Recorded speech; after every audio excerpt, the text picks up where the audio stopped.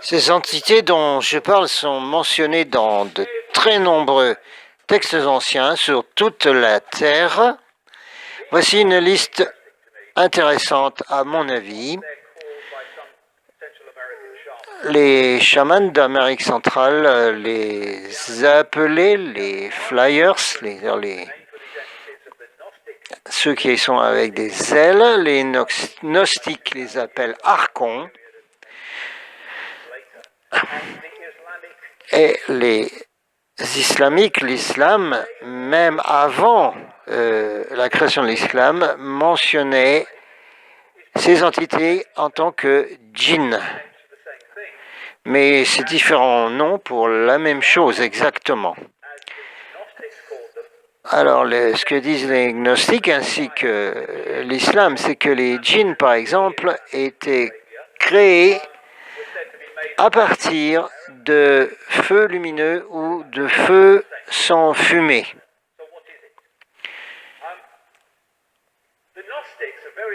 Les gnostiques sont des êtres très très intéressants. Ça veut dire, gnostique veut dire connaissance. Et chaque fois que les gnostiques donnaient une quelconque indication dans le passé qu'ils allaient révéler toute cette connaissance, ils étaient éliminés. Les Cathares, par exemple, dans le sud de la France, avec le château de Montségur, ont été littéralement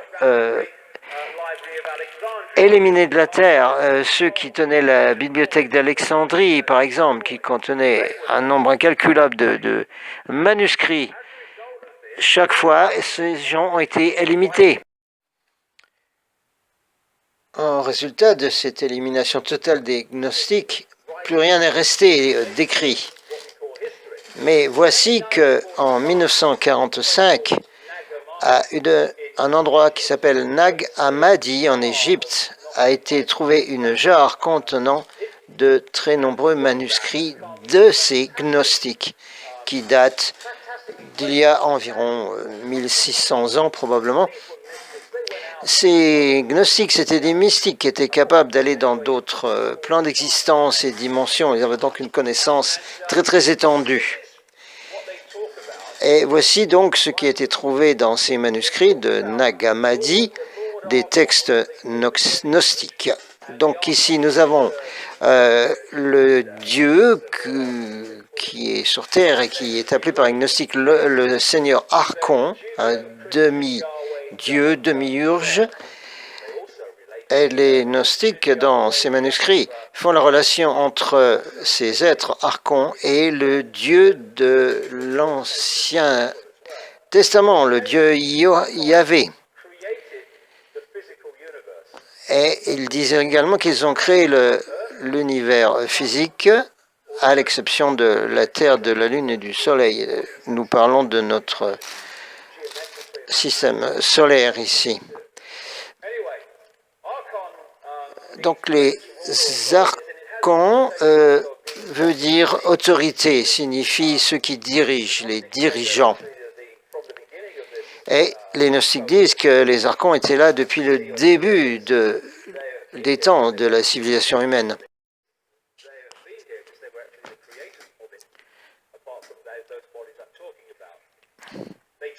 Et les gnostiques disent que ce demi-urge, ce démiurge, était en fait un faux dieu.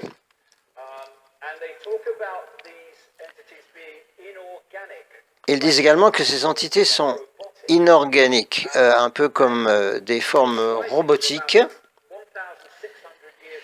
Et nous parlons ici de manuscrits qui ont 1600 ans.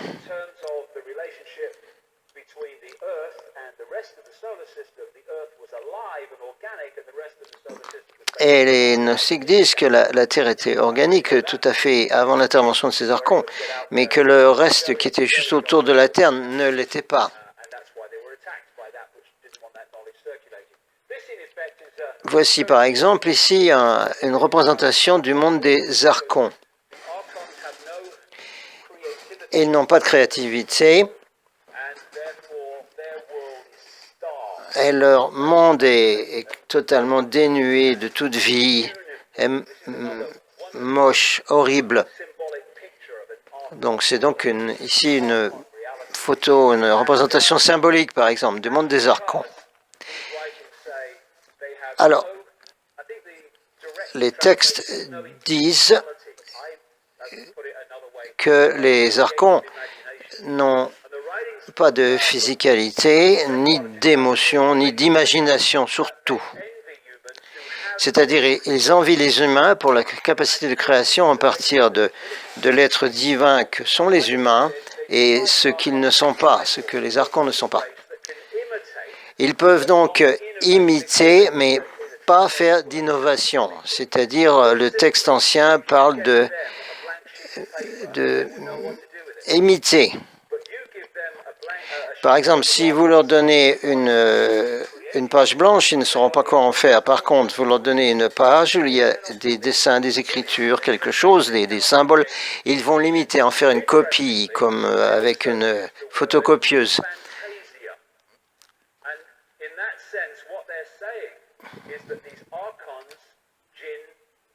Donc ces archons et ces djinns et tout ça, ils ont la capacité de recréer des fausses réalités avec justement cette faculté de copier. Et ces fausses réalités donnent l'impression de quelque chose de réel, mais ce n'est pas réel du tout, ce n'est qu'une illusion. Et bien sûr, tout cela est fait pour produire des choses négatives chez les humains.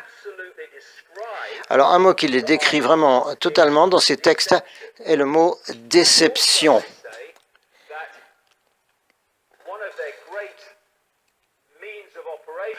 Donc, leur façon d'opérer est justement de faire une reproduction fausse, et ceci va devenir une perception pour les humains.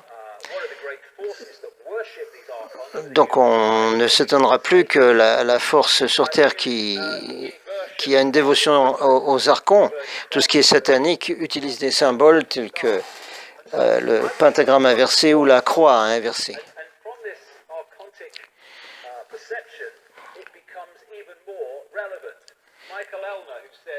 Voici un écrivain qui s'appelle Michael Elner qui dit « Regardez un peu ce qui se passe sur Terre.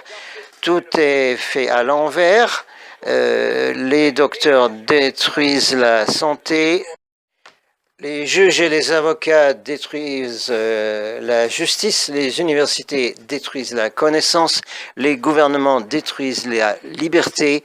Et les médias principaux et contrôlés détruisent l'information. Et les religions détruisent la spiritualité. Tout est fait à l'envers sur cette planète. Toutes les lois sont complètement inversées dans toute chose. Tout est mis à l'envers, complètement renversé. C'est classique.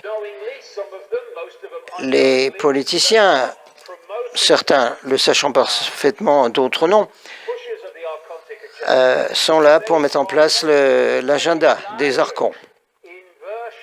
Donc tout est mis à l'envers. Donc au lieu de la vérité, nous avons les mensonges.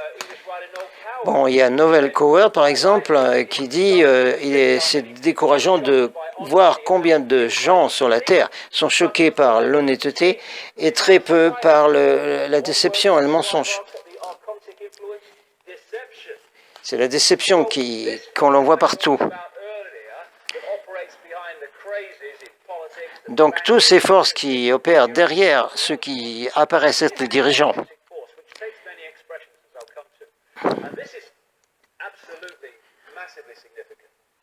Voici quelque chose d'important. Donc, les gnostiques parlent de quelque chose qui s'appelle HAL, qui est une simulation de réalité virtuelle. C'est ce qui va contrôler la perception des humains. Ça apparaît réel pour la personne, mais en fait, c'est virtuel complètement. Alors, les textes gnostiques décrivent précisément les reptiliens archons ayant la forme également des gris, à nouveau, presque 2000 ans avant notre ère. Alors, ces entités gris, selon les gnostiques, ils ont la peau et ressemblent à des fœtus, et ils ont des grands yeux complètement noirs. Et ça se disait des milliers d'années auparavant. Et donc les gris étaient déjà là.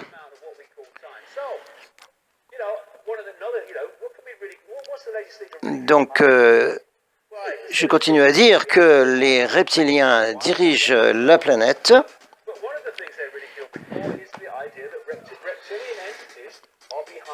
Et également que les reptiliens sont derrière ceux qui dirigent. Vous pouvez renier tout ce que je dis, mais c'est là, c'est prouvé tellement partout sur toute la planète, dans de nombreux témoignages. Par exemple, ici, nous avons un artiste espagnol en 2011 qui a eu une expérience extraordinaire. Il ne connaissait pas du tout mes écrits, les écrits, ni la théorie des reptiliens. Il avait un ami au Brésil qu'il est allé visiter et il est allé dans la nature au Brésil pour faire des peintures de paysages. Donc il était là en train de peindre et soudainement, voici ce qui apparaît devant lui. Donc, comme c'était un peintre et que cet objet est resté très longtemps devant lui, il a fait des représentations, il l'a peint. Et il a vu deux entités dans une espèce de fenêtre, de hublot qu'il y avait dans ce vaisseau. Et ces reptiliens le regardaient.